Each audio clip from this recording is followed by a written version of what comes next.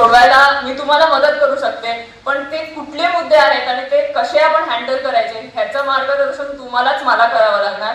तर आपण असं करू शकतो की मंथमधनं एकदा तुम्ही आपण एक मुद्दा उचलू शकतो आणि त्याच्यावर आपण आता स्कूलचा जो मुद्दा उचलला त्याच्यावर आपण सगळे मिळून आंदोलन करू शकतो. मी ठाण्यावरून येईन आणि आपण मिळून ते आंदोलन करूया. पण तुम्हाला मला थोडं मार्गदर्शन याच्यावर करून द्यावं लागणार. आता मला हे पद दिलं तर त्याच्यासाठी मी माझ्या पक्षाची खूप आभारी आहे.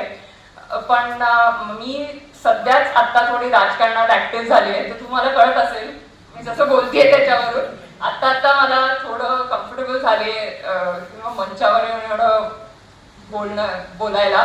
पण माझी खाजगी हीच आहे की मला जमिनीवर जाऊन काय आहे त्याच्यावर प्रोटेस्ट करायला जास्ती आवडतं. म्हणजे आपण आज हे सन्मान केले आणि खूप मी आभारी आहे, पण नेक्स्ट टाइम आपण टाइम न वेस्ट करता जिथे आपल्याला कामं करायचे तिथे जाऊया आपण, कारण हे काय आपण आयुष्यभर करू शकतो.